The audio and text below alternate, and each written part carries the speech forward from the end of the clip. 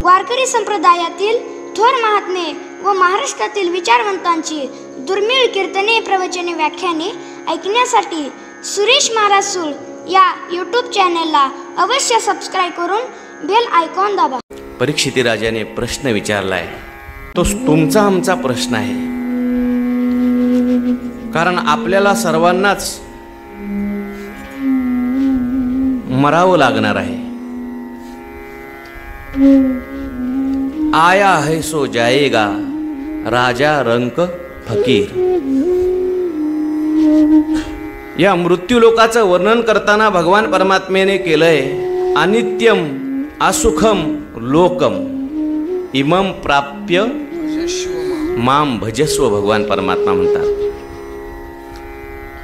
हा मृत्यूलोक अनित्य कसा आहे ज्ञानोबरायांनी फार गोड वर्णन केले.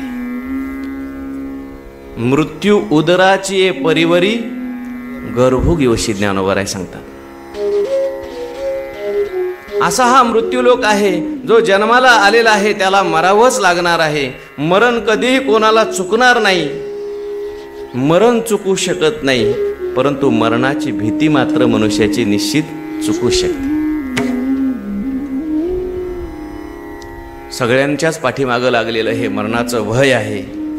सर्व भयामध्ये मोठं भय जर कोणतं असेल तर ते मरणाचं भय आहे. उठा उठा जागा, पाठी भय आले मोठे, असं संतांनी ज्याचं वर्णन केलंय. मरणाचं भय मनुष्याच्या पाठीमागे लागलेलं आहे. ज्ञानोबराय म्हणतात आगा मर हा बोलू न साधी. माणसाला मर म्हटलेलं सुद्धा आवडत नाही. कदाचित मनुष्य कंटाळला म्हणतो आपल्याला आता मरण आलं पाहिजे, पण नुसता म्हणतो. आगा मर हा बोलू न साधी. मरण कोणालाही चुकणार नाही, पण मरणाची भीती मात्र चुकू शकते. का मरणाची भीती मनुष्याच्या मागे लागली, त्याला मरण म्हणजे नेमकं काय हेच माहिती नाही. म्हणून त्या ठिकाणी मरणाच्या भीतीतून आपल्याला दुसरं कोणी सोडू शकत नाही. माता पिता बंधू बहिणी कोणी नपवती निर्वाणी, इष्टमित्र स्वजन सखे हे तो सुखाची मांडणी. एकला मी दुःख भोगी कुंभपाकी जाचनी, तेथे कोणी जोड सोडविना एका सद्गुरू वाचुनी. मनुष्याने जर भगवत चिंतन केलं, नामस्मरण केलं तर कदाचित स्वामींनी असं लिहिलंय माझी मरणाची भीती तर चुकलीच चुकली, पण माझं मरण सुद्धा चुकलं. याच्याकरता श्रीगुरूंच्याकडे जावं लागेल, संतांच्याकडे जावं लागेल. एक भगवान परमात्मा मरण चुकवू शकतो किंवा संत ते मरण चुकवू शकतात, म्हणजे मरणाची भीती चुकवू शकतात. परीक्षिती राजाने भगवत पूज्यपाद शुकाचार्यांना काही प्रश्न विचारले. त्या प्रश्नामध्ये प्रामुख्याने ज्याचं मरण जवळ आलेलं आहे अशा पुरुषाने, अशा जीवाने मरणाच्या भीतीतून मुक्त होण्याकरता काय केलं पाहिजे, कशाचं श्रवण करावं, कशाचा जप करावा, काय करावं आणि काय करू नये असं विचारलं.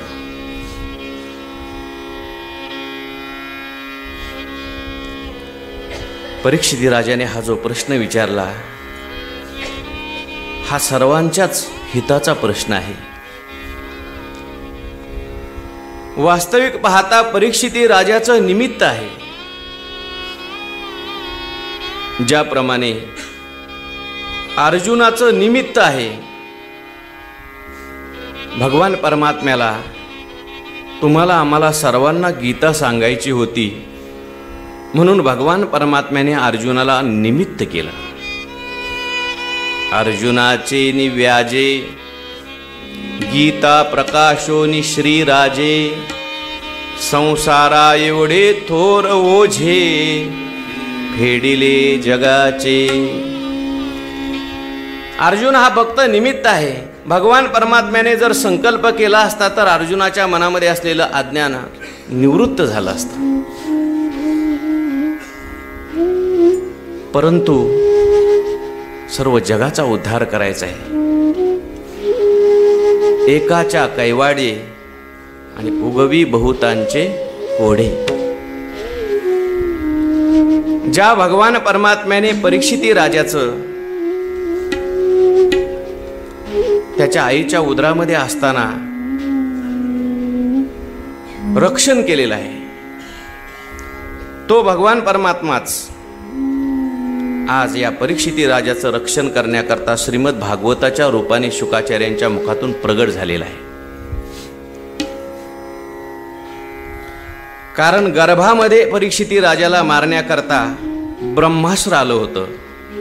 म्हणून ब्रह्मास्त्राचं निवारण करण्याकरता भगवान परमात्मा अंगुष्ट मात्र रूप धारण करून आपल्या गदेच्या द्वारे, चक्राच्या द्वारे, शस्त्राच्या द्वारेच भगवान परमात्म्याने शस्त्राची निवृत्ती केली. पण आज या परीक्षिती राजाला मारण्याकरता शस्त्र प्रवृत्त झालेलं नाही, तर वाघ वज्र प्रवृत्त झालेला आहे. एका ऋषी बालकाचा शाप की 7 दिवसानंतर तू मरणार आहेस. आणि त्या वाघ वज्राचं उत्तर वाघ शस्त्रानेच दिलं पाहिजे. म्हणून भगवत पूज्यपाद शुकाचार्य परीक्षिती राजाला श्रीमद भागवत कथा सांगतात. परीक्षिती राजाने प्रश्न विचारलाय, तो तुमचा आमचा प्रश्न आहे. कारण आपल्याला सर्वांनाच मरावं लागणार आहे. आया है सो जाएगा राजा रंक फकीर. या मृत्यू लोकाचं वर्णन करताना भगवान परमात्म्याने केलंय, अनित्यम असुखम लोकम इमम प्राप्य माम भजस्व. भगवान परमात्मा म्हणतात हा मृत्यूलोक अनित्य कसा आहे ज्ञानोबरायांनी फार गोड वर्णन केले. मृत्यू उदराची परिवरी गर्भोगिवशी ज्ञानोबराय सांगतात. असा हा मृत्यूलोक आहे जो जन्माला आलेला आहे त्याला मरावंच लागणार आहे. मरण कधीही कोणाला चुकणार नाही, मरण चुकू शकत नाही, परंतु मरणाची भीती मात्र मनुष्याची निश्चित चुकू शकते. सगळ्यांच्याच पाठीमागं लागलेलं हे मरणाचं भय आहे. सर्व भयामध्ये मोठं भय जर कोणतं असेल तर ते मरणाचं भय आहे. उठा उठा जागा पाठी भय आले मोठे, असं संतांनी ज्याचं वर्णन केलंय. तुका म्हणे वाहे मरणाचे भय, तुका म्हणे वाहे मरणाचे भय, रक्षणा उपाय करुनी असे, रक्षणा उपाय करीत म्हणे वाहे मरणाचे भय, तुका म्हणे वाहे मरणाचे भय, उपाय करुनी असे, उपाय करुनी असे. मरणाचं भय मनुष्याच्या पाठीमागे लागलेलं आहे. ज्ञानोबाराय म्हणतात आगा मर हा बोलू न साधी. माणसाला मर म्हटलेलं सुद्धा आवडत नाही. कदाचित मनुष्य कंटाळला म्हणतो आपल्याला आता मरण आलं पाहिजे, पण नुसता म्हणतो. आमचे परमपूज्य बन्सी महाराज या ठिकाणी आले, ते म्हणतात नुसता म्हणतो. गुरुवारी बाबा दृष्टांत सांगत असतात. आजीबाई कंटाळल्या, मुलं बाळं सांभाळत नव्हती, स्वतःचा उदरनिर्वाह स्वतःच करावा लागत होता.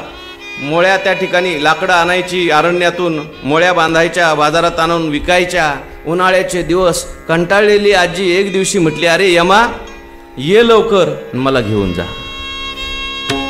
यम तिथेच आलेला होता. तो लगेच त्या आजीच्या समोर प्रगट झाला.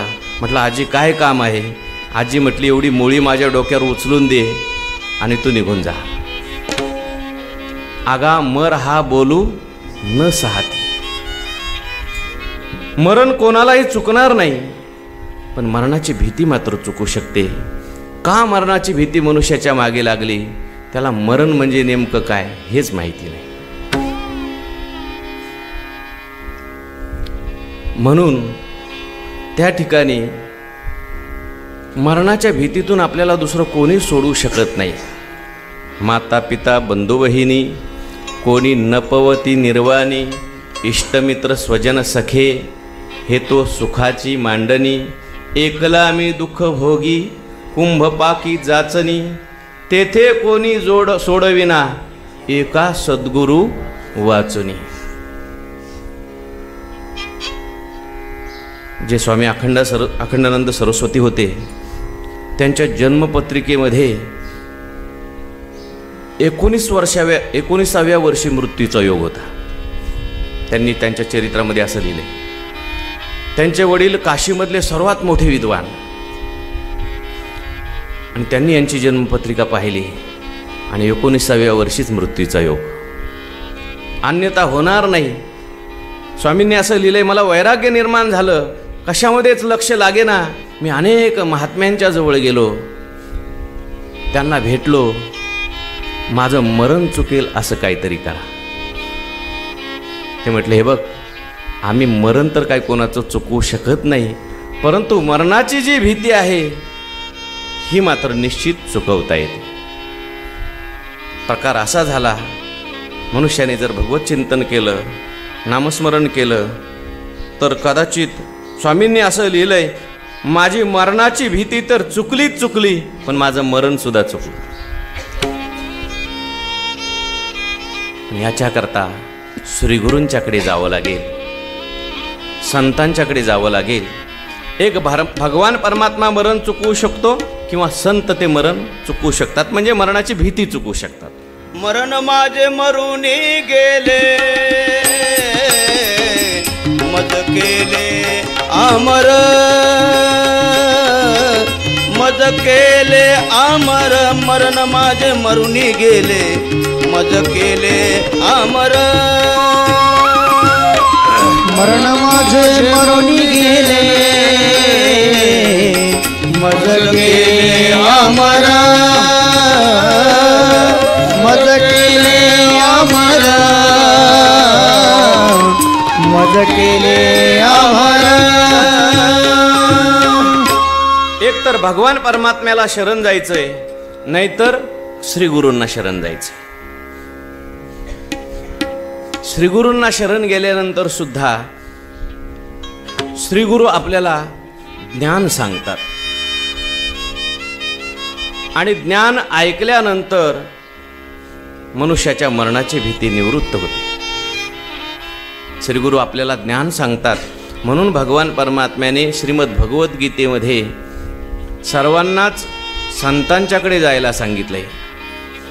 तद्विधी प्रणिपातेन परिप्रश्नेन सेवया उपदेक्षन्ति ते ज्ञानम ज्ञानिनस्तत्वदर्शिनः. जे ज्ञानी लोक आहेत, जे तत्वदर्शी लोक आहेत, ज्यांना भगवान परमात्म्याचा साक्षात्कार झालेला आहे, अशा महापुरुषांच्या जवळ जायचंय. आणि गेल्यानंतर 3 गोष्टी करायला सांगितल्या, प्रणिपातेन, परिप्रश्नेन आणि सेवया. त्याचा क्रम सांगताना असा क्रम सांगितलाय, प्रणिपातेन, सेवया, परिप्रश्नेन. सगळ्यात पहिल्यांदा श्रीगुरूंच्याकडे गेल्यानंतर त्यांना प्रणिपात करायचा आहे. श्री संतांची माथा चरणावरी साष्टांग हे करी दंडवत. म्हणजे श्रीगुरूंच्या चरणावर आपलं मस्तक ठेवायचंय. मस्तकाच्या निमित्ताने आपला अभिमान सगळा श्रीगुरूंच्या चरणावर ठेवायचा आहे.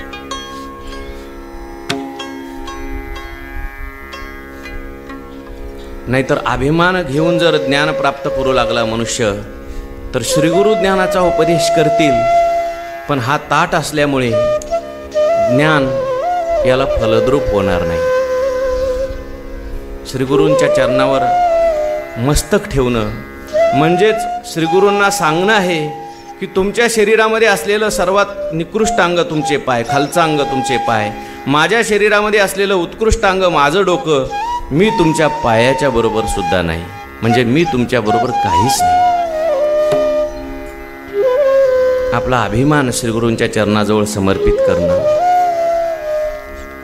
प्रणिपात केल्यानंतर श्रीगुरूंची सेवा सांगितली, कायिक, वाचिक, मानसिक.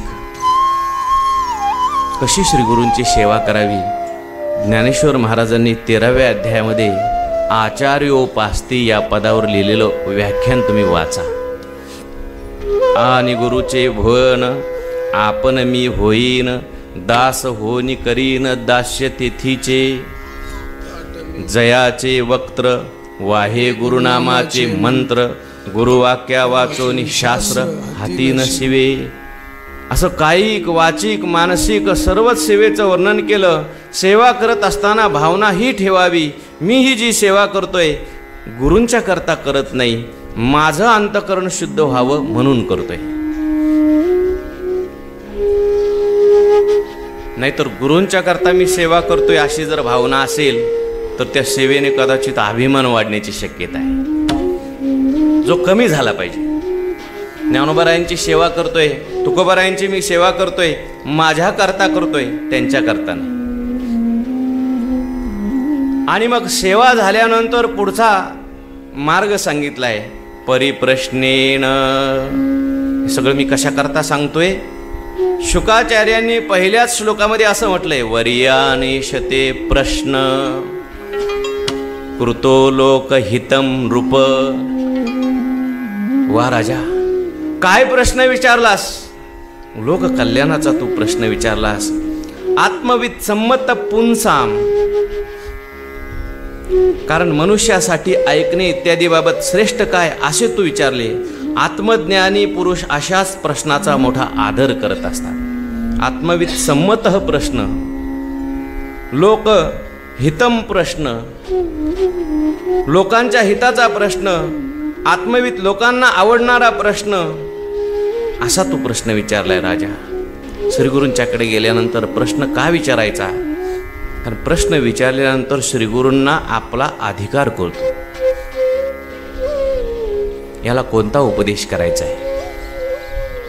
प्रश्न विचारणं ही बौद्धिक शरणागती आहे. प्रश्न विचारत असताना उत्तराच्या अपेक्षेकरता प्रश्न असावा. बऱ्याच वेळेला प्रश्न विचारला जातो, आपल्याला माहिती असतं पण समोरच्याला येतंय का म्हणून प्रश्न विचारला जातो. दुसऱ्याची परीक्षा पाहण्याकरता प्रश्न नको, तो अभिमान वाढवेल. प्रश्न विचारत असताना उत्तर ग्रहण करण्याची तयारी ठेवून तो प्रश्न असावा. आत्मोद्धाराचा तो प्रश्न असावा. सर्वांच्या हिताचा तो प्रश्न असावा. तर्क करावा. मनुष्याने कुतर्क मात्र करू नये.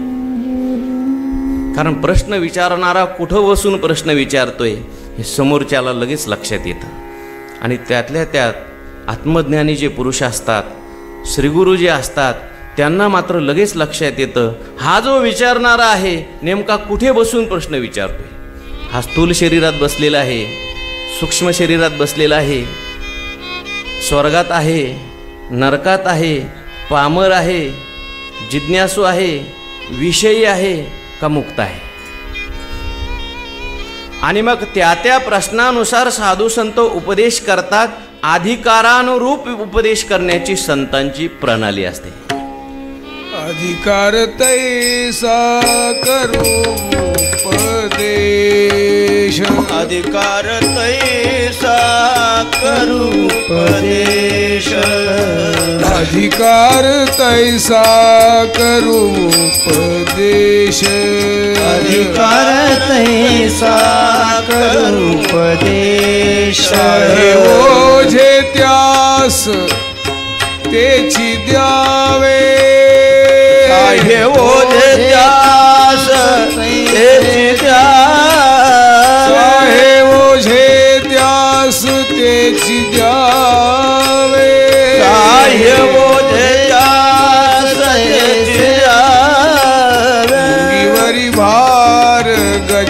गजाचे पालान मुंगीवरी भार गजाचे पालान मुंगीवर भार गजाचे पालान मुंगीवर भार गजाचे पालान. आणि म्हणून अधिकारानुसार प्रश्न विचारला. आज राजा त्या ठिकाणी शाप प्राप्त झालेला असल्यामुळे मरण दूर कशाने होईल, मरणाची भीती दूर कशाने होईल असा प्रश्न विचारतो. जवळजवळ तुम्हाला आम्हाला सर्वांनाच उपयोगी असा प्रश्न राजाने विचारलेला असल्यामुळे शुकाचार्यांना आनंद झाला आणि शुकाचार्य त्या ठिकाणी त्या प्रश्नाचं उत्तर देत असताना पहिल्यांदा राजाच्या प्रश्नाची स्तुती करतात. वा राजा.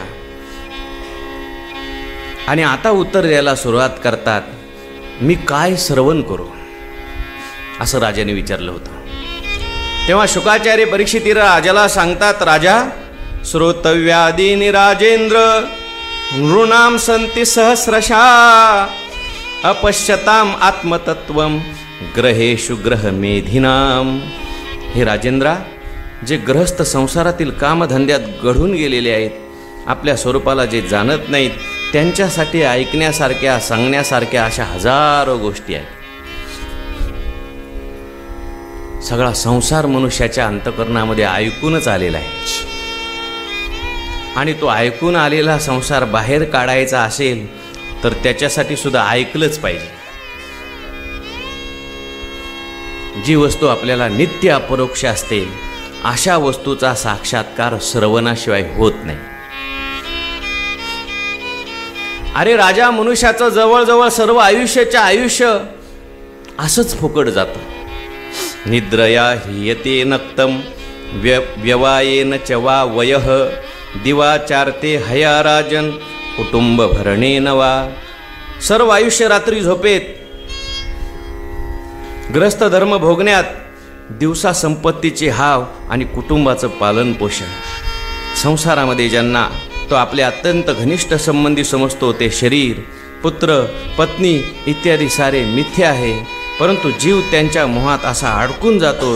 रात्रंदिवस ते मृत्यूच्या दाढेत आहेत हे पाहूनही तो सावध होत नाही. पश्यनापि न पश्यती असं म्हटलंय. पाहून सुद्धा न पाहिल्यासारखं करतोय. जगातलं सर्वात मोठं आश्चर्य काय? महाभारतामध्ये व्यास महर्षींना विचारलं. त्या यक्षाला प्रश्न विचारले, त्याच्यामध्ये प्रश्न आलाय, जगातलं सगळ्यात मोठं आश्चर्य काय?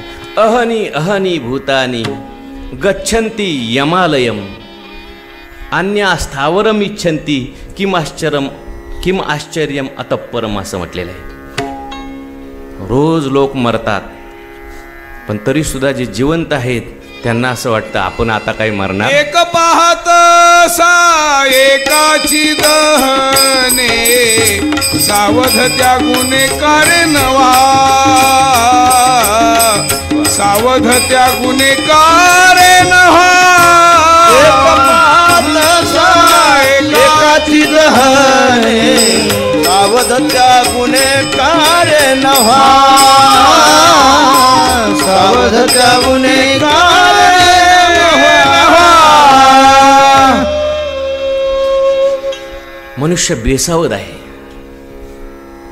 आणि म्हणून अचानक ज्याच्या अंगावर दुःख येऊन पडतं त्याला त्या दुःखाचा जास्त त्रास होतो. जो अगोदर सावध असेल त्याच्यावर जर दुःख आलं तरी सुद्धा दुःख सहन करण्याची ज्याने अगोदरपासून तयारी केली त्याला एवढं दुःख भोगावं लागत नाही. म्हणून तर भगवान परमात्म्याने ज्ञानी महापुरुषाची लक्षणं सांगत असताना एक महत्वाचं लक्षण सांगितलं. जन्म मृत्यू जरा व्याधी दुःख दोषानुदर्शनम. जन्म मृत्यू जरा व्याधी दुःख दोष दर्शनम असं का नाही म्हटलं? अनुदर्शन म्हटलं. अनुदर्शन शब्दाचा अर्थ फक्त माऊलींनीच ज्ञानेश्वरीमध्ये केलाय, इतर टीकाकारांनी कोणी केला नाही. पहिल्याच ओळीमध्ये सांगितलं माऊलींनी, आणि जन्म मृत्यू दुःखे व्याधी वार्धक्य कलुषे ये अंगान येता देखे दुरुणी जो, याला म्हणायचं अनुदर्शन. म्हणजे अजून आपल्याला प्राप्त झालेलं नाही, परंतु प्राप्त झालं नाही तरी सुद्धा अगोदरच ते पाहायचं. कोणी म्हणेल का हो एवढं चांगलं आयुष्य मनुष्याने दिलंय, सुखात आमचे दिवस चाललेत, कशा करता अगोदर सगळं पाहत राहायचं. काय काय लोक म्हणतात हो तुमची कथा हे चिंतन हे ऐकल्यानंतर आमचं चांगलं चाललेलं असतं ते सगळं बिघडून जातं, म्हणून ते कथाच ऐकायला येत नाही लोक.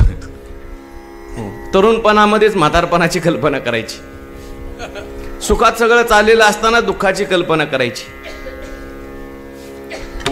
चिंता करत बसायची नाही. पण जी वस्तुस्थिती आहे मनुष्याला तिच्याकडे दुर्लक्ष करून चालणार नाही. मनुष्य का पाप करतो, मनुष्य का वाईट वागतो याचं कारण सांगत असताना साधू संतांनी सांगितलंय की मनुष्य मृत्यूला विसरलाय. काय ज्ञानोबारायांनी त्या श्लोकावर गोड लिहिले, एवढ्याच पदावर काय काय लिहिले बघा तुम्ही. कसा असतो ज्ञानी महात्मा. वैर जन्मांतरीचे सर्पा मनोनी न वचे, तैसा अतिता जन्माचे उणे जो आहे.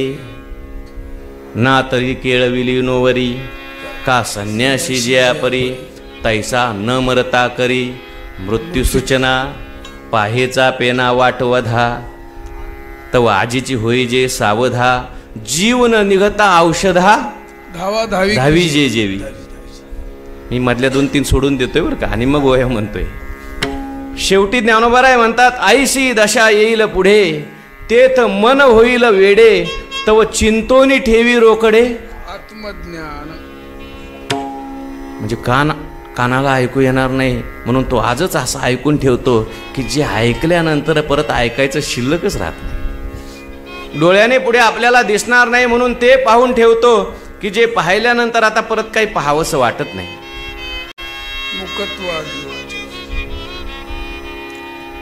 ते चिंतन करतो बुद्धी चांगली असताना, की जे चिंतन केल्यानंतर चिंतन संपून जातं.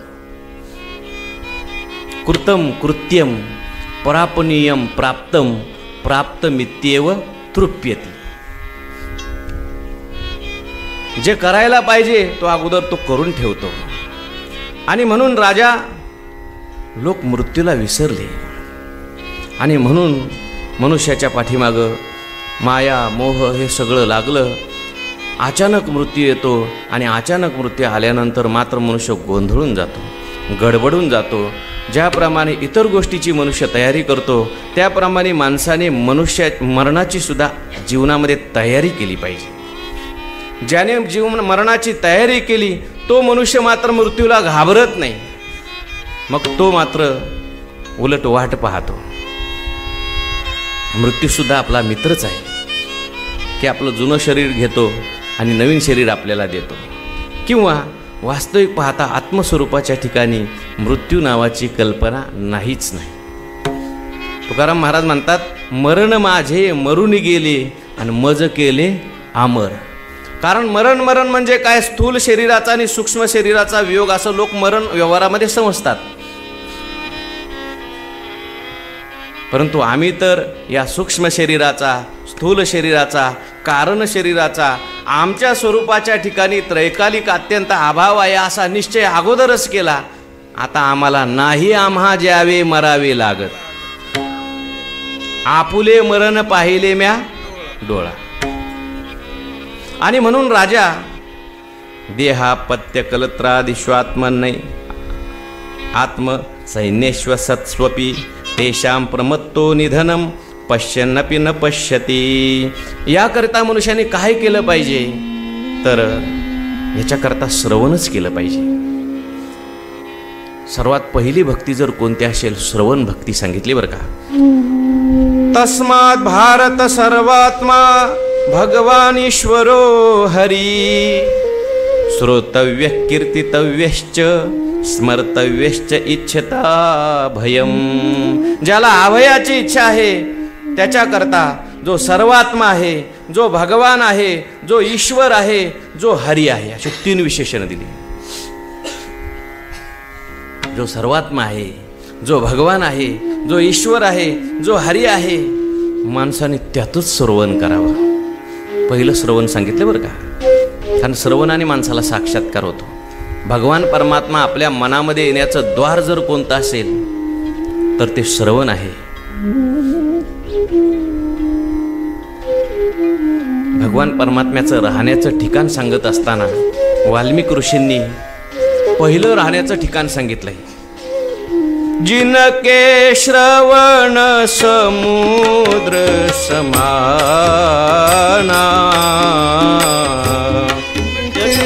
श्रवण समुद्र समाना, कथा तुम्हारे सुभग सरिनाना, कथा तुम्हारी सुभग सरिनाना,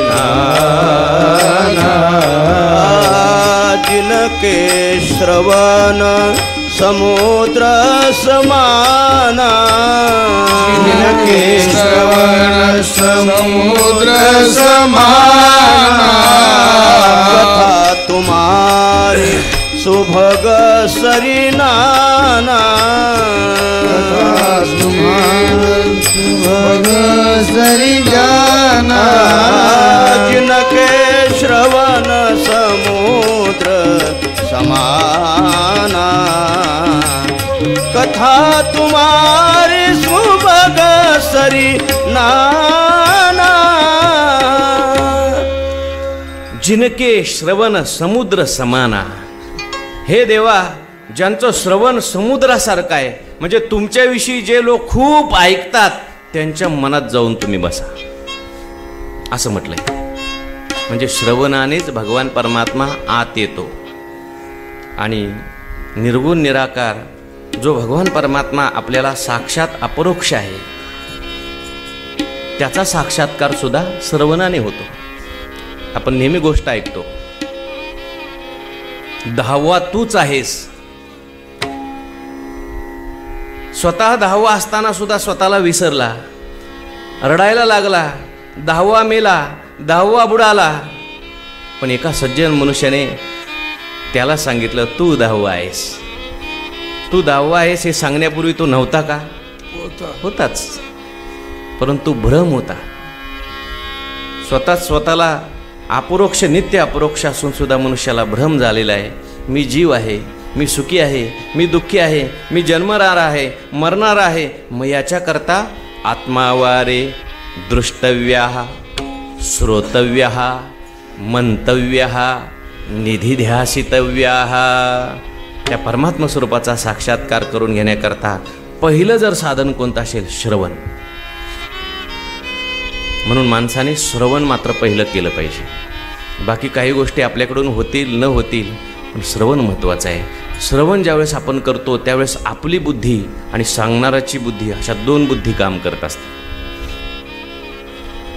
परंतु जो उच्च अधिकारी असेल त्याला श्रवणाने साक्षात्कार होतो, सर्वांना होत नाही. काना वचनाचे भेटी सरिसाचे पै किरीटी, वस्तू होऊन या उठी कवनी एकी जो. तत्वमसी ऐशी वाणी एक वेळ पडता कानी, अविद्या निद्रा गेली पळोनी तत्क्षणी जागिनला. पण किती? मनुष्यानाम सहस्रेषु कश्चित यतति सिद्धये. आणि म्हणून मग पुढची साधनं सांगितली. श्रवणानंतर मनन, मननानंतर निधिध्यासन, तत्वम पदार्थ शोधन ही साधना सांगितली. या दुसऱ्या स्कंदामध्ये हा साधन स्कंद आहे 10 अध्यायाचा. या 10 अध्यायाच्या साधन स्कंदामध्ये पहिल्यांदा श्रवण सांगितलं आणि श्रवणाचे अंग इतर, म्हणून मग ध्यान सांगितलंय आणि मनन सांगितलंय बरं का.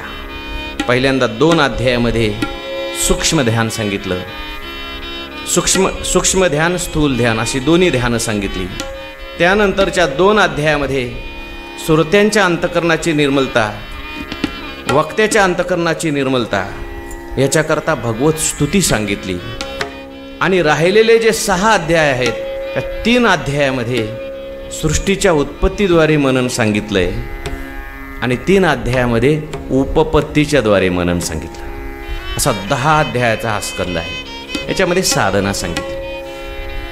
आणि म्हणून श्रवण करावं सांगितलं. पहिल्यांदा श्रवण, सांगणारा भेटला तर श्रवण करायचं, सांगणारा कोणी जर भेटला नसेल तर कीर्तन करायचं. कीर्तनाचं सुद्धा फार मोठं महात्म्य सांगितलंय बरं का.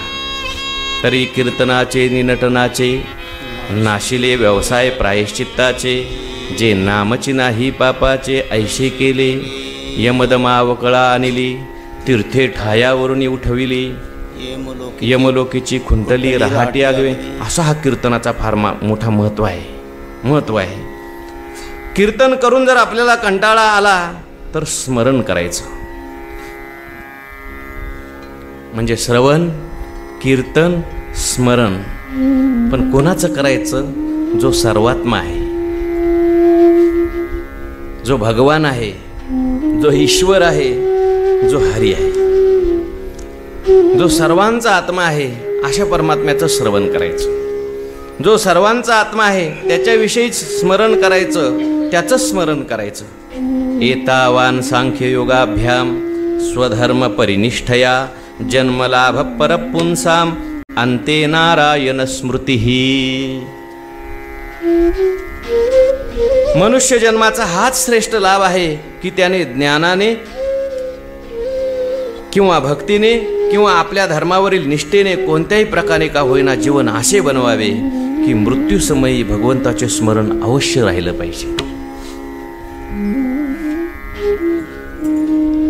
एखादा ज्ञानमार्गी साधक असेल त्याने ज्ञानमार्गाने, एखादा भक्तिमार्गी साधक असेल त्याने भक्तीच्या मार्गाने. मधुसूदन सरस्वतींनी आपल्या भक्ती रसायन ग्रंथामध्ये या दोनही साधकांचा विचार केला आहे.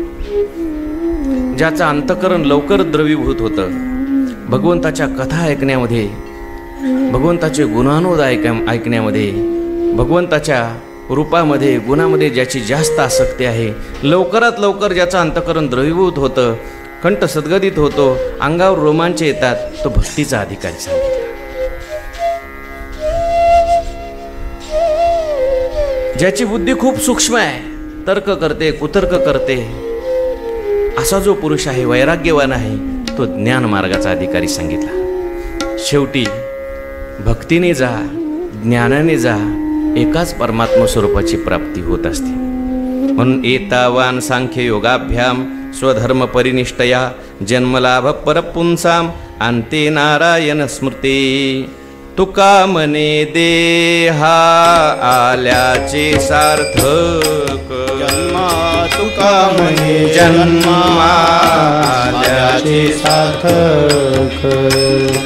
तुका म्हणे जन्मा आल्याचे सार्थक. तुका म्हणे जन्मा आल्याचे सार्थक. विठ्ठलाची एक देखली या, विठ्ठलाची एक देखली या, अवघीची पापी गेली दिगंतर, अवघीची पापी गेली दिगंतर. विठ्ठलाची एक देखली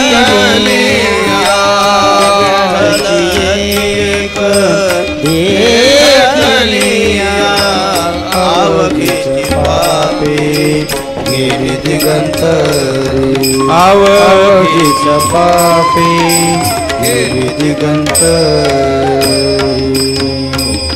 हे राजा, निर्गुण स्वरूपात रमलेले म्हणून विधिनिषेधाच्या मर्यादा ओलांडलेले मुनीसुद्धा प्रामुख्याने भगवंताच्या गुणांच्या वर्णनातच रमून जातात. द्वापार युगाच्या शेवटी या वेदतुल्य श्रीमद भागवत नावाच्या महापुराणांचे मी माझे वडील श्री व्यास यांच्याकडून अध्ययन केले होते. ज्या भागवतामध्ये ही संपूर्ण प्रक्रिया सांगितलेली आहे. कोणी भक्तियोगी असेल, कोणी ज्ञानयोगी असेल, कोणी कर्मयोगी असेल, सर्वांनाच सुंदर असा उपदेश आणि सर्वांना भगवान परमात्म्यापर्यंत घेऊन जाण्याची व्यवस्था ज्या ग्रंथामध्ये आहे, या ग्रंथाचं नाव आहे श्रीमद भागवत. वास्तविक पाहता हे राजा, मी निर्गुणामध्ये रमणारा होतो, परिनिष्ठितोपि नैर्गुण्य उत्तम श्लोक लीलया ग्रहित चेता राजर्षे आख्यानम यद अधीतवान. मी निर्गुण परमात्म्यामध्ये रममान असणारा होतो, परंतु भगवान परमात्म्याचे गुण मी ऐकले शुकाचार्य म्हणतात, आणि मी सुद्धा भगवान परमात्म्याच्या गुणाचं चिंतन करतो. मला सुद्धा याच्यामध्ये आनंद वाटतो. आणि म्हणून शास्त्रांनी संतांनी भगवान परमात्म्याचं नामस्मरण, भगवान परमात्म्याचं चिंतन हाच फार मोठा मार्ग जीवाच्या उद्धाराकरता अभयाकरता सांगितलेला आहे. त्या मार्गाचाच मनुष्याने अवलंब केला पाहिजे. म्हणून अंतकाली काय करावं याच्याकरता काही थोडासा मार्ग सांगितला आहे, प्रक्रिया सांगितली. मृत्यूचा समय आल्यावर मनुष्याने भयभीत होऊ नये. त्याने वैराग्याच्या शस्त्राने शरीर आणि त्याच्या संबंधी असणाऱ्याविषयी ममता तोडून टाकावी. मोठ्या धैर्याने घराच्या बाहेर पडून पवित्र तीर्थातील जलात स्नान करावे आणि पवित्र तसेच एकांत स्थानी विधीपूर्वक आसन घालून बसावे. श्रीमद भागवताच्या पहिल्या स्कंदातील 15वा श्लोक. पवित्र तीर्थामध्ये जायचं, कारण तीर्थामध्ये गेल्याशिवाय आपल्याला सत्संग घडत नाही, श्रवण घडत नाही. आणि जोपर्यंत श्रवण करणार नाही आपण, तोपर्यंत आपण अज्ञानात राहणार. आसक्तीचा परित्याग होणार नाही, म्हणून पवित्र तीर्थामध्ये जायला सांगितलंय. तीर्थामध्ये गेल्यानंतर सुद्धा, तीर्थक्षेत्रामध्ये गेल्यानंतर, तिथे गेल्यानंतर काय करायचं? व्यापार करायचा का? तिथे गेल्यानंतर, तीर्थामध्ये गेल्यानंतर संत संग केला पाहिजे मनुष्याने. आणि म्हणून अशा पवित्र ठिकाणी बसून पहिल्यांदा असं वर्णन इथे केलंय. त्यानंतर परमपवित्र अशा अ उ म या 3 मात्रांनी युक्त असलेल्या अक्षर परब्रह्माचा मनपूर्वक जप करावा. ज्यांना ओंकार जमत नसेल त्यांनी भगवंताचं नामस्मरण करावं. बुद्धीच्या साह्याने मनाच्या द्वारा इंद्रियांना त्यांच्या विषयापासून परावृत्त करावे आणि कर्मवासनाने चंचल झालेल्या मनांना विचारांनी काबूत ठेवून ते भगवंताच्या मंगलमय रूपाकडे लावावं. आपण ज्या भगवान परमात्म्याच्या रूपाचं ध्यान करतो, कोणताही भगवान परमात्मा असेल, आपल्या आवडीची जी मूर्ती असेल, प्रतिमा असेल, शक्यतो शास्त्राने संतांनी ज्या प्रतिमेचं वर्णन केलंय त्याचं ध्यान करावं.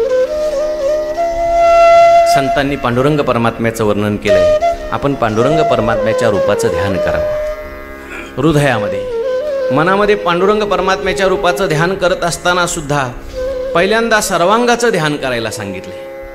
आणि सर्वांगाचं ध्यान केल्यानंतर मग हळूहळू एका एका आपल्याला आवडत्या अवयवाचं ध्यान करायला सांगितलं.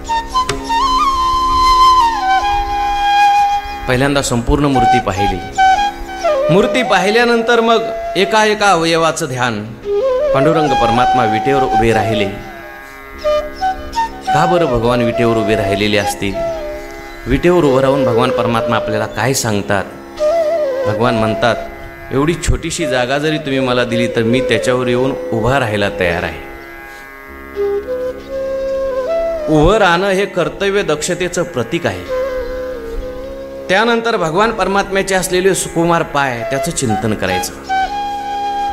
पुढे 3ऱ्या स्कंदामध्ये हा विषय परत सांगितलेला आहे. त्याच्यामध्ये असं सांगितलंय, भगवंताच्या चरणाचं चिंतन करत असताना भगवंताच्या चरणावर असलेले जे चिन्ह आहेत त्याचं चिंतन करावं.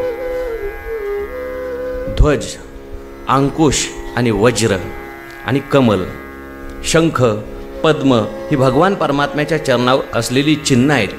त्या चिन्हाचं चिंतन करायचं. वज्राचं चिंतन एवढ्या साठी करायचं की भगवान परमात्म्याच्या चरणावर असलेलं हे जे वज्र आहे, माझ्या जीवनामध्ये असलेली जेवढी पापं आहेत त्या वज्र ते पापांचा नाश करणार आहे. मी भगवंताचं चिंतन करतोय आणि त्यामुळे भगवान परमात्मा या वज्राच्या द्वारे माझ्या पापाचे पहाडच्या पहाड, पर्वतच्या पर्वत छेदून टाकतो. अंकुशाचं चिंतन करायला सांगितलंय. भगवान परमात्म्याच्या चरणावर जो अंकुश आहे, हा मनरूपी हत्ती जो आहे, हा फार उन्मत्त झालेला आहे. हा जीवाला दुःख देतो. म्हणूनच माझ्या परमात्म्याने हा अंकुश ठेवलेला आहे. मी त्याच्या चरणाचं चिंतन करतोय आणि मला भगवान परमात्मा माझ्या मनाला आता अंकुशात ठेवतोय. ध्वजाचं चिंतन एवढ्याकरता करायचं. ध्वज हे विजयाचं प्रतीक आहे. मी भगवंताच्या चरणाचं चिंतन करू लागलो, आता निश्चितच मी माझ्या मनावर विजय प्राप्त करणार. आता निश्चितच मोक्षरूपी श्री मलाच वरणार. कमलाचं चिंतन करायला सांगितलंय. तो भगवान परमात्मा जणू काय कमल घेऊन माझ्याकरताच बसलेला आहे. साधू संतांनी या सर्व आयुधाचंही सांगितलं, चिंतन सांगितलं आहे. भगवान परमात्म्याने हातामध्ये कमळ कशा करता घेतलं, हातामध्ये गदा कशा करता घेतली, शंख कशा करता घेतलाय, सर्वांचं चिंतन नाथ महाराजांनी एकनाथी भागवतात सांगितलं.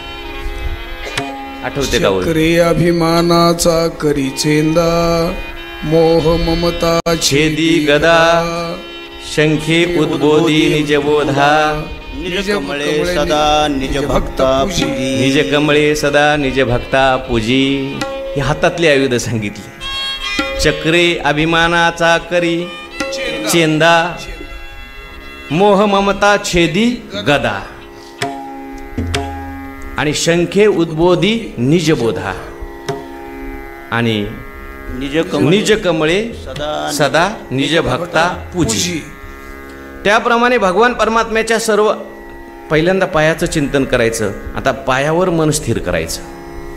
भगवान परमात्म्याचे जे पाय आहेत, समचरण सरोजम सांद्र नीलांबुधाभम, समचरण दृष्टी विटेवर साजरी. पहिल्यांदा चरण, बरं का, चरण समान का ठेवले भगवान परमात्म्याने? भगवान परमात्मा म्हणतात, समोहम सर्वभूतेषु ब्रह्म सर्वगत सदासम. मी समान रूपाने सर्व प्राणीमात्रामध्ये जगामध्ये व्याप्त आहे.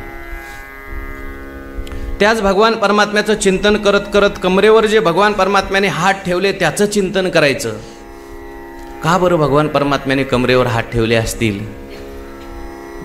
काही साधू संत म्हणतात, भगवत पूज्यपाद शंकराचार्य म्हणतात, प्रमाणम भवाब्दे हृदम मामकानाम नितम भक्कराभ्याम धृतो येन तस्मात् विधातुर्वसत्यै धृतो नाभिकोशः परब्रह्मलिंगम भजे पांडुरंगम. मामकानाम भवाब्दे प्रमाणम इदम.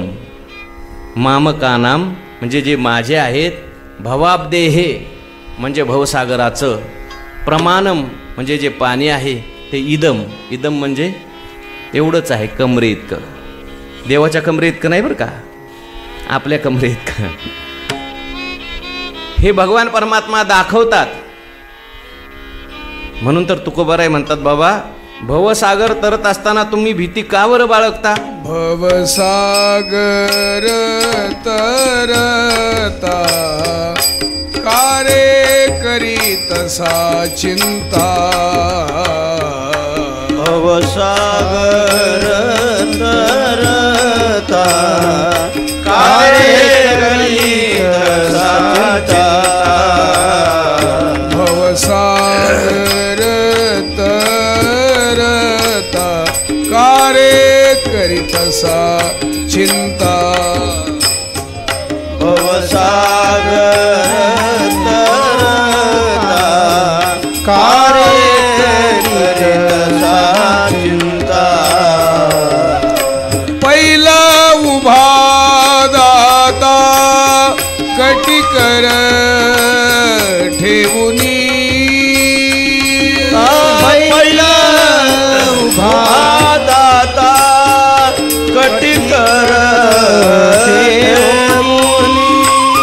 त्याचे पायी घाला मिठी मोलने जग जेठी. भावा एकासाठी खांदावा हे आपुल्या.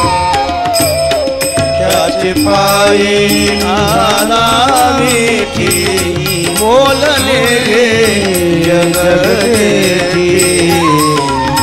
भावा एकासाठी खांदावा हे आपुल्या. एका एका अवयवावर मनुष्याने आपलं मन स्थिर करायला सांगितलंय बरं का. आणि ते अवयवावर स्थिर मन करत असताना भगवंताच्या स्वभावाचंही चिंतन करायचं. अंतःकरण त्यामुळे द्रवीभूत होत असतं. शास्त्रामध्येच, भक्तिशास्त्रामध्ये प्रक्रिया सांगितली. आपण चिंतन करत असताना जर आपलं अंतःकरण द्रवीभूत झालं तर ज्याप्रमाणे पूर्वीच्या काळी मुसीमध्ये सोनं ओतल्यानंतर ज्या आकाराची ती मूस असेल तो आकार थंड झाल्यानंतर त्या सोन्याला प्राप्त होत असायचं, अजूनही होतो. त्याप्रमाणे आपलं जे मन आहे द्रवीभूत झालं आणि त्या द्रवीभूत चित्तामध्ये जो आकार असेल तो आकार जसाच्या तसा ठसावला जातो. भगवान परमात्म्याचं दर्शन करत असताना कदाचित आपलं चित्त द्रवीभूत झालं, कंठ सद्गदित झाला. सकाळी सकाळी दर्शन करताना जर पांडुरंगाचं दर्शन करताना द्रवीभूत झालं, पहा दिवसभर ती मूर्ती तुमच्या मनातून जाणारच नाही. पण दर्शनाला गेला आणि उग करायचं म्हणून दर्शन केलं. दर्शनाला गेल्यानंतर सुद्धा लोक आपल्या मागं कोण उभं राहिले, पुढं कोण उभं राहिले, मागून पुढे कोण गेला, पुढून मागे कोण आला, इकडेच लक्ष देतात. परमपूज्य डोंगरेजी महाराज तर असं म्हणायचे, लोक अशा ठिकाणी आपली चप्पल काढून ठेवतात की जिथून देवही दिसला पाहिजे आणि चप्पलही दिसली पाहिजे.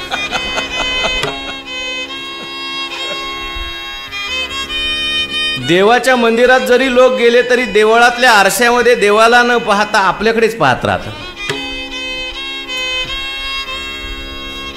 हे खरं दर्शन नाही. देहभाव हरपला तुझं पाहता विठ्ठला. केवळ दर्शन घ्यायचं म्हणून झालं एकदाच आपलं दर्शन. हे अभ्यासाचं सुख झालं. रोज सकाळी उठायचं, देवळात जायचं, दर्शन घ्यायचं, एक प्रदक्षिणा करायची, आला झालं आजचं काम. त्याने काहीच फायदा होणार नाही असं नाही, पण ते खरं दर्शन नाही. सुवर्णमणी सोनया कल्लोळ जैसा पानिया तैसा मज धनंजया शरण ये तू.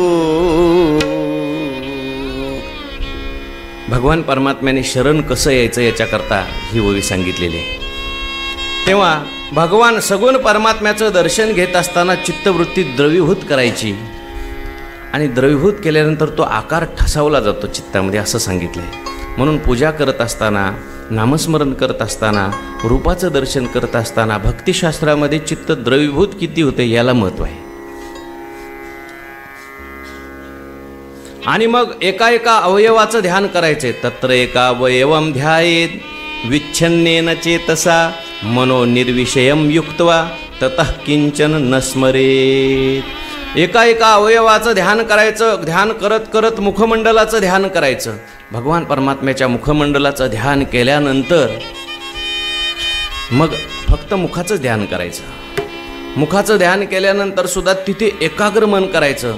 एकाग्र मन केल्यानंतर दुसरं काहीच चिंतन करायचं नाही. आपोआप ते मन स्थिर होतं आणि स्थिर झालेलं जे मन असतं ते आपला मनपणा सोडून देतं. कारण विक्षेप म्हणजे काय? मनाची चंचलता हाच खरा विक्षेप आहे. झोपेमध्ये मन अज्ञानामध्ये लीन होतं. झोपेमध्ये विक्षेप असतो का? नाही.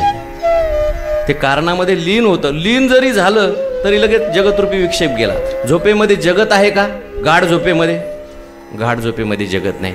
मनाची अस्थिरता हाच खरा प्रपंच आहे, हेच खरं जगत आहे. आणि मग स्थिर चित्ताने भगवंताच्या मूर्तीतील कोणत्याही एका अवयवाचं ध्यान करायचं. अशा प्रकारे एका अंगाचे ध्यान करता करता विषय वासनारहित झालेल्या मनाला पूर्ण रूपाने भगवंतामध्ये असे तल्लीन करावे की ते पुन्हा दुसऱ्या कोणत्याही विषयाचं चिंतन करणार नाही. नाथबाबांनी फार सुंदर प्रक्रिया सांगितली बरं काही ध्यानाची.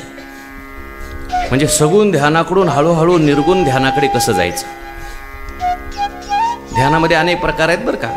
सगुण ध्यान वेगळं, निर्गुण ध्यान वेगळं, योग्याचं ध्यान वेगळं, सांख्य लोकांचं ध्यान वेगळं, नैयायिकाचं ध्यान वेगळं, वेदांतातलं ध्यान वेगळं.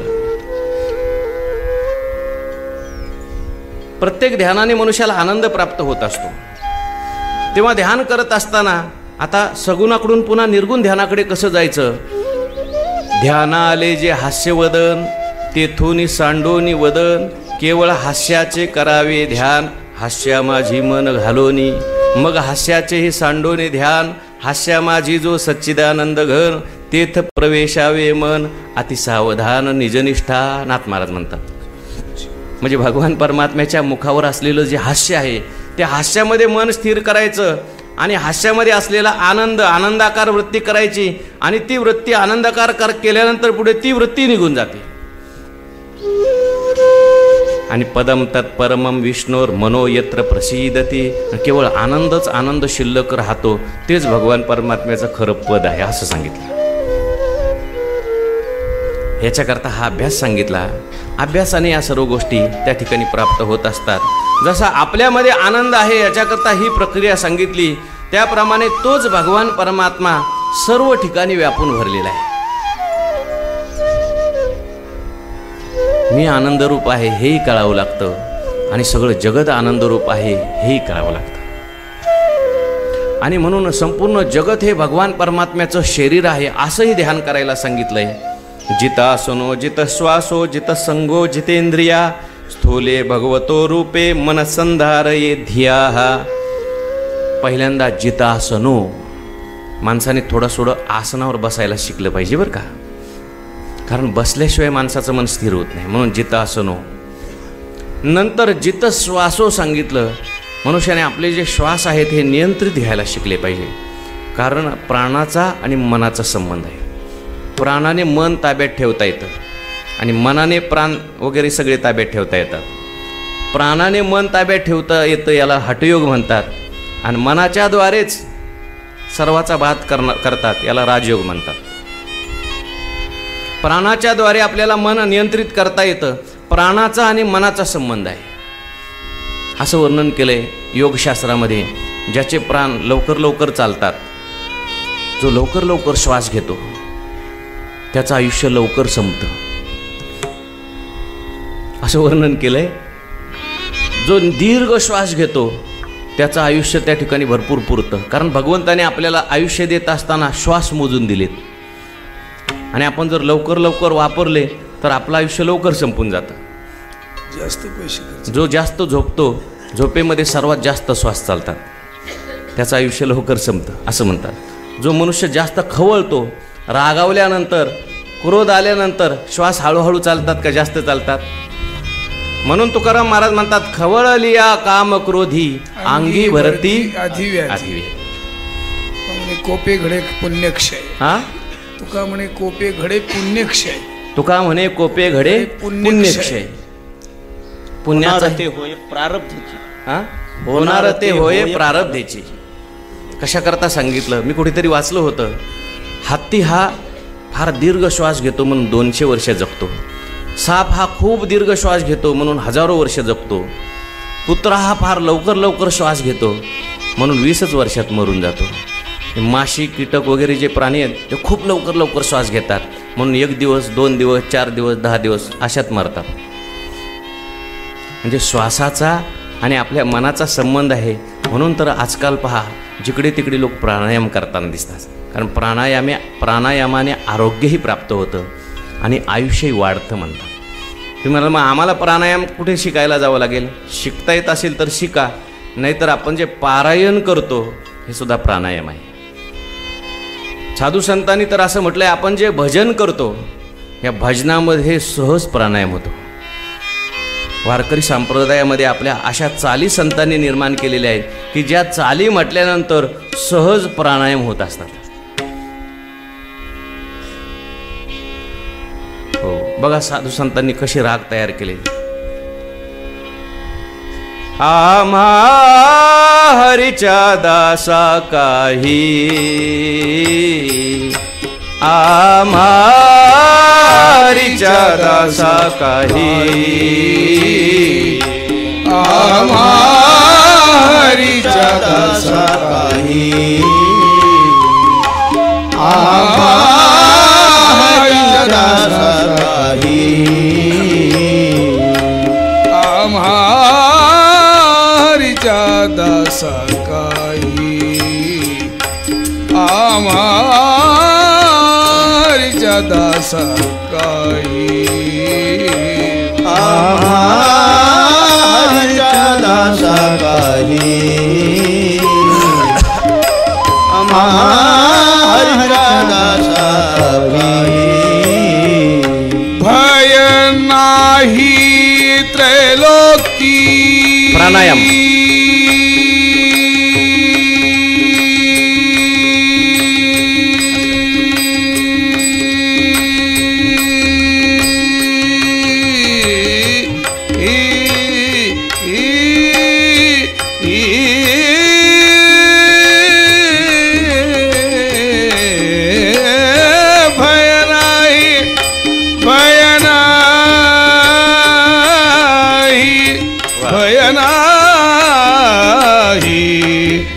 नाही भय नाही भय नाही त्रैलोकी भय नाही भय नाही त्रैलोकी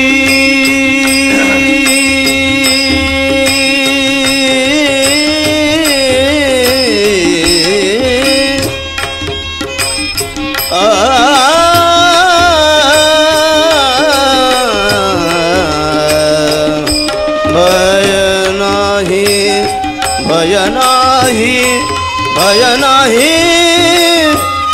भय नाही त्रैलोकी भय नाही त्रैलोकी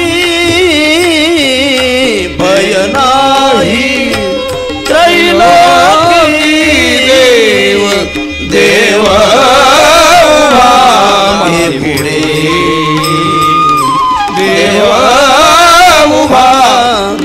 मागे पुढे. भजनामध्ये सुद्धा सहज प्राणायाम घडतं बरं का. आता आबांनी जी चाल म्हटली त्याच्यामध्ये जेवढा तुम्हाला स्वर लांबवता येईल तेवढा लांबवा. म्हणून तुम्ही जुन्या वारकऱ्यांच्या चाली पहा. माऊलीच्या सोहळ्यामध्ये फडावर वारकरी चाली म्हणतात. आम्ही नामाचे धारक हेनो प्रकार अनिक सर्व भावे एक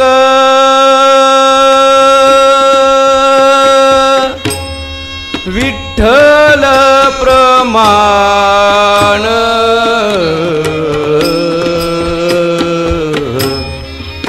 नलगे जानावे नेना नलगे जानावे नाचावे. हो, याच्यामध्ये सहज प्राणायाम घडतो, लक्षात ठेवा. म्हणून साधू संतांनी आपल्याला ही जी साधना सांगितली ही उत्कृष्ट साधना सांगितली. कलियुगामध्ये जीवाला अनायासे भगवत तत्वाचा बोध होईल याच्याकरता ही साधना सांगितली. म्हणून जितासनो जितस्वासो जितसंगे जंगो जितेंद्रिया आणि मग स्थूले भगवतो रूपे मनसंधारये ध्याः. केवळ मी आनंदरूप आहे असं करून चालत नाही. योगी तर स्वतः आनंदरूप होऊन जातो, समाधी लागते. पण योगी जरी असला तो समाधीतून उत्थान पावल्यानंतर बाह्य जगातात आल्यानंतर व्यवहारात आल्यानंतर हे जगत ब्रह्मरूप आहे हे त्याला माहिती नसल्यामुळे पुन्हा त्याच्या अंतःकरणामध्ये रागद्वेष निर्माण होत असतात. समाधीचे सुख सांडावो वाळूनी समाधीचे सुख सांडावो वाळूनी ऐसा या कीर्तनी ब्रह्मरस ऐसा या कीर्तनी समाधीचे सुख सांडावो वाळोनी समाधीचे सुख सांडावो वाळोनी ऐसा या कीर्तनी ब्रह्मरस ऐसा या कीर्तनी.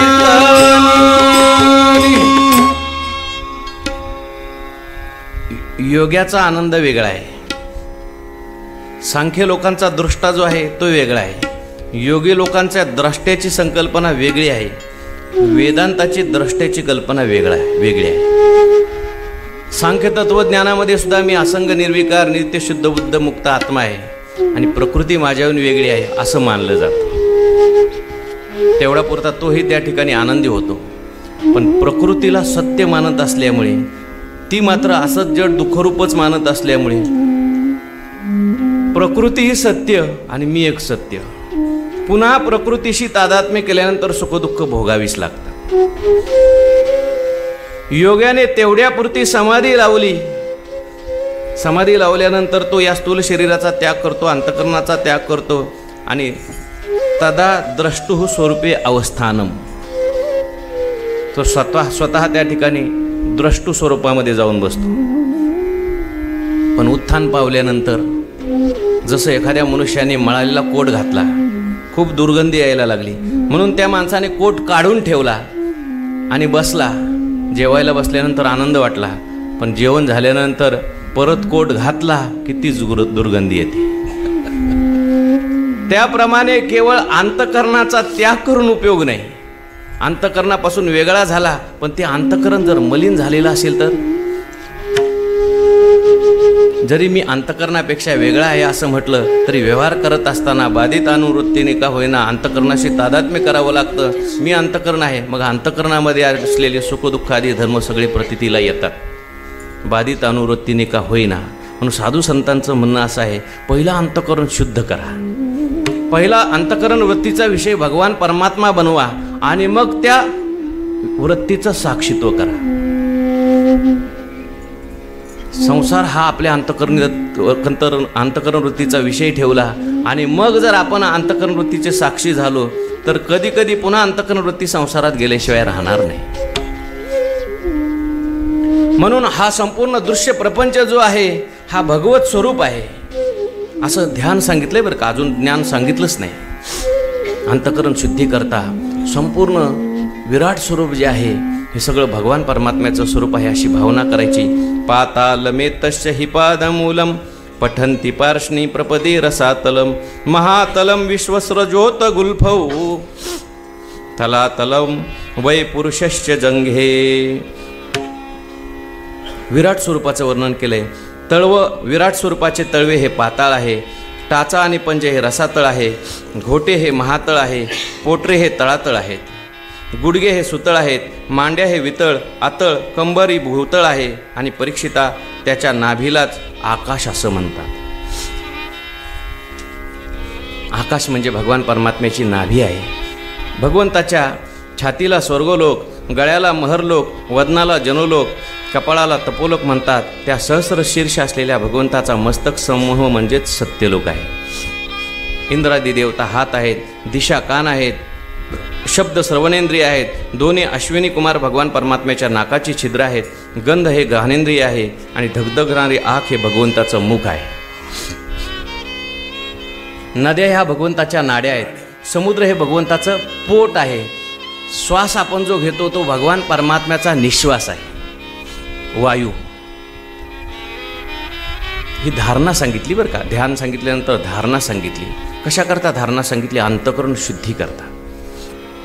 व्यापकामध्ये माणसाचं मन स्थिर होतं, अंतःकरण शुद्ध होतं. सगळीकडेच भगवान परमात्मा आहे अशी भावना जरी आपण केली तरी आपल्या रागद्वेषाची निवृत्ती होते. माणसाच्या अंतःकरणात रागद्वेष का निर्माण होतात? आपण सर्वत्र भगवान परमात्मा पाहत नाही, तर आपण वेगवेगळे भेद पाहतो. हा आमचा आहे, हा परका आहे, हा चांगला आहे, हा वाईट आहे, हा शत्रू आहे, हा मित्र आहे, हा मला आवडता आहे, हा मला नावडता आहे. आणि याच्यामुळे सगळी रागद्वेषाची उत्पत्ती होत असते. भेद पाहिला का रागद्वेषाची उत्पत्ती होते आणि रागद्वेषातूनच सुखदुःख निर्माण होत असतात.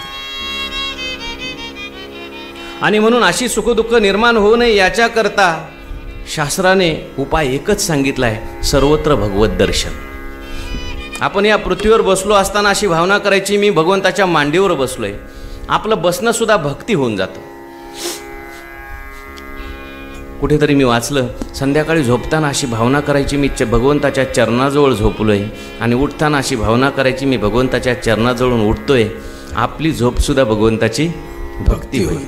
भावनेने केलेली भक्ती आहे बरं का, ज्ञानाची भक्ती नाही. ज्ञान झाल्यानंतर तर काय बोलायची सोयच नाही. तो करीते तुली पूजा, तो जल्पी तो जप माझा, तयाची निद्राते कपिध्वजा समाधी माझी. पण केवळ भावनेने सुद्धा तुम्ही अशा प्रकारची भक्ती करू शकता. श्वास घेत असताना भगवान परमात्म्याचा निश्वास मी घेतोय, येन केन प्रकाराने आपण भगवान परमात्म्याशी जोडलो पाहिजे. आपली संसारातली आसक्ती कमी होईल, आपले रागद्वेष कमी होतील. आणि म्हणून या प्रकारे अशा प्रकारे हे ध्यान सांगितलं. आणि शेवटी असं सांगितलं, स्वप्न पाहणारा जसा स्वप्नावस्थेत आपल्यालाच विविध प्रकारच्या रूपात पाहतो, स्वरूपात पाहतो, त्याप्रमाणे सर्वांच्या बुद्धिवृत्तीच्याद्वारे सर्व गोष्टींचा अनुभव घेणारा सर्वांतर्यामी परमात्मा एकच आहे, त्या सत्य स्वरूप आनंदनिधी भगवंताचंच भजन केलं पाहिजे. पहिल्यांदा ध्यान करायचं आहे. हे सगळं ज्ञान सांगितलं, अंतःकरण शुद्धी सांगितली आणि मग तत्वाचं ज्ञान सांगितलं. तो परमात्माच या सृष्टीच्या रूपाने नटलेला आहे. तो परमात्माच आपला आत्मा आहे आणि आत्मस्वरूपावरच ही संपूर्ण सृष्टी त्या ठिकाणी उत्पन्न होते, राहते आणि आत्मस्वरूपामध्येच काय होत असते, लीन होत असते. जसं स्वप्नामध्ये जे पदार्थ निर्माण होतात, आपल्या स्वरूपावर सगळे पदार्थ निर्माण होतात, तिथेच राहतात आणि ते पदार्थ त्या ठिकाणी आपल्या स्वरूपामध्ये लीन होतात. अशा प्रकारे धारणेनंतर पुन्हा ज्ञान सांगितलं. साधना करत असताना मनुष्याकडे जेवढा परिग्रह कमी करता येईल तेवढा मनुष्याने कमी केला पाहिजे, म्हणजे तो मनुष्याच्या ध्यानधारणेमध्ये साधनेमध्ये विक्षेप करत नाही, हे सांगितलं. अष्टांग योगाचं सुद्धा या ठिकाणी वर्णन केलं. ह्या सगळ्याच्या साधना जमत नाहीत. पहिल्यांदा तर मनुष्याने निष्काम साधना केली, निष्काम उपासना केली पाहिजे. निष्काम उपासना ज्याला जमत नाही त्याच्याकरता सकाम उपासनासुद्धा सांगितल्या. सकाम उपासनेमध्ये कमीत कमी मनुष्याची श्रद्धा तरी राहत असते, म्हणून या सगळ्या उपासना सांगून यानंतर पुढे मनन सांगतात. परीक्षिती राजाने प्रश्न विचारला आहे, सर्वत्र ही सृष्टी भगवत स्वरूप आहे अशी मनुष्याची लगेच भावना होत नाही, याच्याकरता या सृष्टीचं नेमकं कारण काय? जगतरूपी कार्य भगवत स्वरूप आहे अशी लगेच आपली भावना होणार नाही, याच्याकरता हे जगत निर्माणच कसं झालं? कारणाचा विचार केल्यानंतर कारणाचा प्रवेश हा कार्यामध्ये असतो. किंबहुना कारणाशिवाय कार्य नावाची दुसरी वस्तू नाहीच. कारणच कार्याच्या रूपाने परिणित झालेलं असतं. म्हणून या सृष्टीचं कारण काय, कोण आहे या सृष्टीचा निर्मिता, कशी तो भगवान परमात्मा सृष्टी निर्माण करतो, म्हणजे या सृष्टीचं चिंतन करता करता या सृष्टीचा निर्माण करता असलेला भगवान परमात्मा त्याचं चिंतन व्हावं म्हणून सृष्टी उत्पत्तीची कथा सांगतात. 2 मिनिट आपण भगवंताचं चिंतन करू, ती कथा ऐकू. गोपाल कृष्ण भगवान की जय.